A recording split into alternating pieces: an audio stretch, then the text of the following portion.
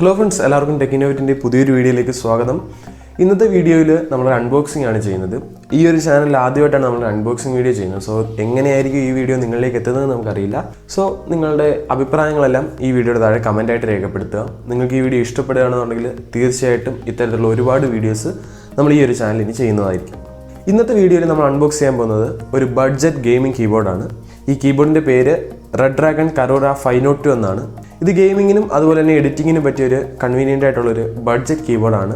ഇതിൽ ഒട്ടനവധി ഫീച്ചേഴ്സും കാര്യങ്ങളൊക്കെ ഉണ്ട്. സോ അതെല്ലാമാണ് ഇന്നത്തെ ഒരു വീഡിയോയിൽ നമ്മൾ പരിചയപ്പെടുന്നത്. സോ വീഡിയോയിലേക്ക് കടക്കുന്നതിന് മുമ്പ് നിങ്ങൾ ദയവേദി ചാനൽ സബ്സ്ക്രൈബ് ചെയ്യുക, അതോടൊപ്പം തന്നെ തൊട്ടടുത്ത് തന്നെ ബെൽ ബട്ടൺ എനേബിൾ ചെയ്യുക. അപ്പോൾ നമുക്ക് നേരെ വീഡിയോയിലേക്ക് പോകാം.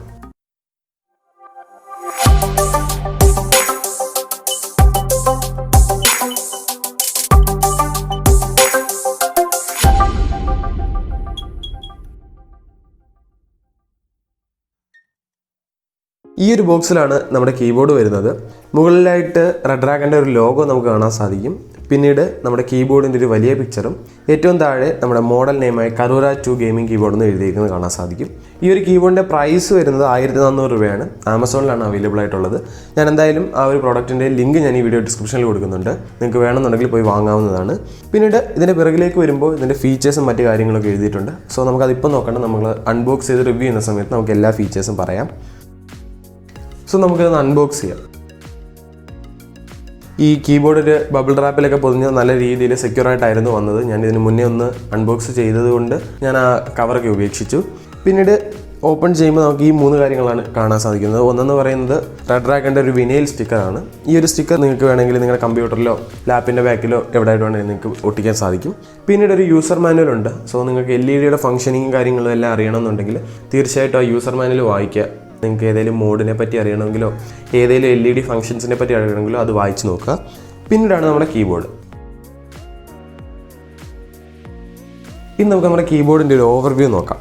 കീബോർഡിൻ്റെ കേബിളിലേക്ക് വരുമ്പോൾ ബ്രൈഡഡ് ആയിട്ടുള്ള ബ്ലാക്ക് ആൻഡ് റെഡ് കോമ്പിനേഷനിലുള്ള ഒരു USB കേബിളാണ് വരുന്നത്. ഈ ഒരു USB കേബിൾ ഗോൾഡ് പ്ലേറ്റഡ് ആണ്. അത്യാവശ്യം നല്ല ഡ്യൂറബിൾ ആയിട്ടുള്ള മെറ്റീരിയൽ കൊണ്ടാണ് ഈ ഒരു കേബിൾ നിർമ്മിച്ചിരിക്കുന്നത്. സോ അത്യാവശ്യം ചെറിയ ഒടിവൊക്കെ ഉണ്ടാവുകയാണെങ്കിൽ നമ്മുടെ കീബോർഡിന് ഒരിക്കലും ഡാമേജ് സംഭവിക്കില്ലെന്ന് ഉറപ്പുവരുത്താം.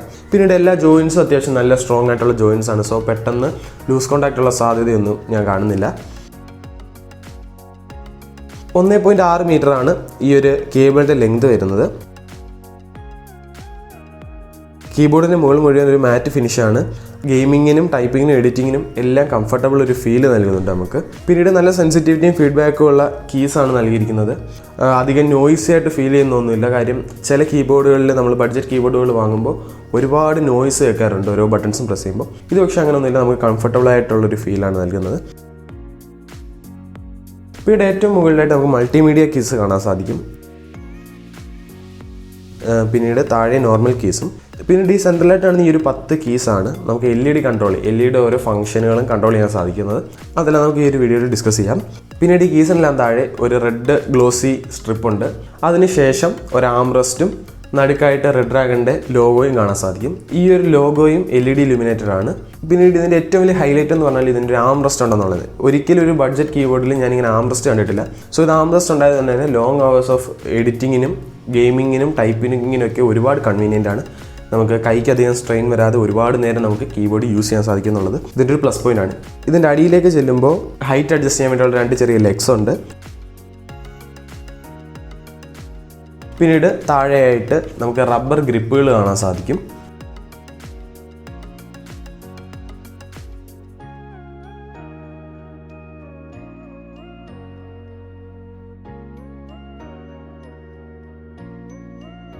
കണക്ട് ചെയ്യുമ്പോൾ ഇതിലെ കീസും അതോടൊപ്പം തന്നെ നമ്മുടെ റെഡ്രാഗൻ്റെ താഴെയുള്ള ലോഗോയും നിങ്ങൾക്ക് LEDs ഓൺ ആവുന്നത് കാണാൻ സാധിക്കും. ഇനി ഇതിൽ നമുക്ക് LED മോഡുകൾ പരിചയപ്പെടാം. ഇതിൽ മൊത്തം 7 കളേഴ്സാണ് വരുന്നത്. RGB ലൈറ്റ്സിൽ 7 കളേഴ്സാണ് ഇതിൽ വരുന്നത്. ഇതിൽ ഫസ്റ്റ് മോഡെന്ന് പറയുന്നത് സ്പെക്ട്രം മോഡാണ്. ഇതെന്ന് വെച്ചാൽ 7 കളർ ഒരേ ഇൻ്റർവെല്ലിൽ കത്തിക്കൊണ്ടിരിക്കുക. നമ്മൾ ചേഞ്ച് ചെയ്യേണ്ട ആവശ്യമില്ല. ഇങ്ങനെ 7 കളേഴ്സും 1 by 1 ആയിട്ട് കത്തും.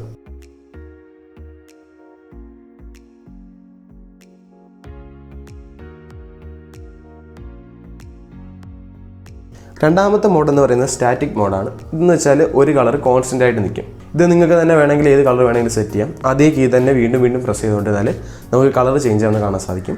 പിന്നീട് മൂന്നാമത്തെ ഫംഗ്ഷൻ എന്ന് പറയുന്നത് ബ്രീത്തിങ് LED ആണ്. ബ്രീത്തിങ് എന്ന് പറയുമ്പോൾ ഓരോ ഇൻ്റർവെല്ലിൽ അണഞ്ഞും കത്തിയും നിൽക്കുന്നൊരു കോമ്പിനേഷനാണ്.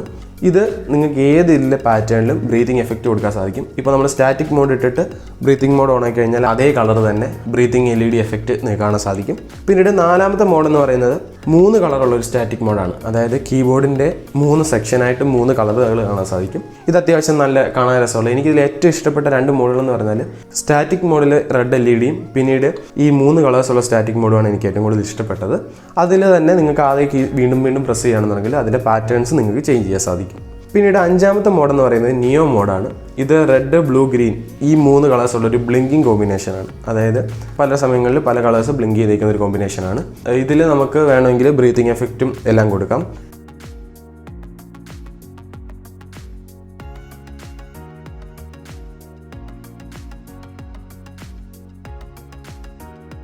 പിന്നെ നമുക്കിൻ്റെ സ്പീഡും ബ്രൈറ്റ്നസ്സും നമുക്ക് കൺട്രോൾ ചെയ്യാൻ സാധിക്കും. ഈ ആരോ കീസ് യൂസ് ചെയ്തിട്ടാണ് സ്പീഡും ബ്രൈറ്റ്നസ്സും കൺട്രോൾ ചെയ്യുന്നത്. ഫംഗ്ഷൻ കീ പ്രസ് ചെയ്തുകൊണ്ട് മുകളിലേക്കുള്ള ആരോ പ്രസ് ചെയ്താൽ നമുക്ക് ബ്രൈറ്റ്നസ് കൂട്ടാൻ സാധിക്കും. താഴേക്ക് പ്രസ് ചെയ്താൽ ബ്രൈറ്റ്നസ് കുറയ്ക്കാൻ സാധിക്കും. പിന്നീട് ഫംഗ്ഷൻ കീ പ്രസ് ചെയ്തുകൊണ്ട് റൈറ്റിലേക്ക് ക്ലിക്ക് ചെയ്യാന്നുണ്ടെങ്കിൽ നമുക്ക് എഫക്റ്റിൻ്റെ സ്പീഡ് കൂട്ടാനും ലെഫ്റ്റിലേക്ക് ക്ലിക്ക് ചെയ്യുമ്പോൾ സ്പീഡ് കുറയ്ക്കാനും സാധിക്കും. അങ്ങനെ നമുക്ക് LED ഒട്ടുമിക്ക എല്ലാ ഫംഗ്ഷൻസും കൺട്രോൾ ചെയ്യാൻ സാധിക്കും. സോ ഇത്രയാണ് ഈ ഒരു കീബോർഡിനെ പറ്റി നമുക്ക് പറയാനുള്ളത്. ഇനി ഈ കീബോർഡിൻ്റെ ഗുണങ്ങളും ദോഷങ്ങളും എന്തൊക്കെയാണെന്ന് നമുക്ക് നോക്കാം. ഗുണങ്ങൾ നമ്മൾ ഏകദേശം പറഞ്ഞു കഴിഞ്ഞു. ടൈപ്പിങ്ങിനൊക്കെ വളരെ കൺവീനിയൻ്റ് ആണ്. ലെസ് നോയ്സി ആയിട്ടുള്ള കീസാണ്. പിന്നീട് അത്യാവശ്യം നല്ല സെൻസിറ്റിവിറ്റിയും ഫീഡ്ബാക്കും ഒക്കെ നൽകുന്ന കീസാണ് നൽകിയിരിക്കുന്നത്. പിന്നീട് മാറ്റ് ഫിനിഷ് ഉണ്ടായതുകൊണ്ട് ടൈപ്പിങ്ങിന് വളരെ കംഫർട്ടബിൾ ആണ്. ആംറസ്റ്റ് വളരെ ഉപകാരപ്രദമാണ്. പിന്നീട് ലൈറ്റ് വെയിറ്റ് ആണ്, വലിയ സൈസ് ഒന്നും വരുന്നില്ല. പിന്നീട് ഇതിൻ്റെ ഒരു പോരായ്മ എന്ന് പറയാനുള്ളത് ഇതിൻ്റെ LED ഇൻറ്റൻസിറ്റി ഒരല്പം കുറവാണ്. അതായത് LED പ്രകാശം ഒരല്പം കുറവാണോ എന്നൊരു സംശയം. കാര്യം ഇത് ഓവറായിട്ട് ലൈറ്റ് എക്സ്പോസ് ചെയ്യുന്ന ഒരു ഏരിയയിൽ കൊണ്ടുവെക്കുകയാണെന്നുണ്ടെങ്കിൽ നമുക്ക് ഈ ഒരു LED എഫക്റ്റ് കറക്റ്റായിട്ട് കാണാൻ സാധിക്കില്ല. പിന്നീട് എനിക്ക് തോന്നിയൊരു പോസിറ്റീവ് ഇതിൽ തന്നെ തോന്നിയത് എന്താണെന്ന് വെച്ച് കഴിഞ്ഞാൽ നമ്മൾ ഒരിക്കലും എഡിറ്റിങ്ങോ അല്ലെങ്കിൽ ഗെയിമോ കളിക്കാൻ വേണ്ടി സെറ്റ് ചെയ്യുന്ന റൂമിൽ ഓവറായിട്ട് ലൈറ്റ് എക്സ്പോസ് ചെയ്യാറില്ല. നമ്മളൊരു മിനിമം ലൈറ്റ് ആയിരിക്കും എപ്പോഴും എക്സ്പോസ് ചെയ്യുന്നത്.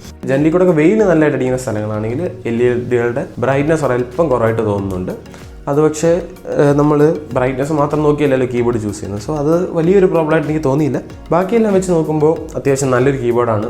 പിന്നെ എടുത്തു പറയേണ്ട ഒരു കാര്യം, ഇതിന് ഡ്രൈവേഴ്സ് ഒന്നും ഇൻസ്റ്റാൾ ചെയ്യേണ്ട, ഡയറക്റ്റ് പ്ലഗ് ആൻഡ് പ്ലേ എന്ന രീതിയാണ്. LED എഫക്റ്റ് എല്ലാം കീബോർഡിൽ തന്നെ കൺട്രോൾ ചെയ്യാം. സോ ഇത്രയാണ് ഈ ഒരു കീബോർഡിനെ പറ്റി എനിക്ക് പറയാനുള്ളത്. ഇതിൻ്റെ ലിങ്ക് ഞാൻ ഡിസ്ക്രിപ്ഷനിൽ കൊടുക്കാം, നിങ്ങൾക്ക് ആഗ്രഹം ഉണ്ടെങ്കിൽ പോയി വാങ്ങാവുന്നതാണ്. സോ ഈ ഒരു വീഡിയോ നമ്മളിവിടെ കൺക്ലൂഡ് ചെയ്യുകയാണ്. എനിക്ക് ഈ വീഡിയോ ഇഷ്ടപ്പെടുമെന്ന് വിശ്വസിക്കുന്നു. ഈ വീഡിയോ ഇഷ്ടപ്പെട്ടെങ്കിൽ ലൈക്ക് ചെയ്യുക, ഇല്ലെങ്കിൽ ഡിസ്ലൈക്ക് ചെയ്യുക. അതോടൊപ്പം തന്നെ നിങ്ങളുടെ മാക്സിമം ഫ്രണ്ട്സിന് ഈ വീഡിയോ ഷെയർ ചെയ്യുക. സോ മറ്റൊരു അടിപൊളി വീഡിയോ ആയിട്ട് നമുക്ക് കാണാം. അതുവരെ ബൈ.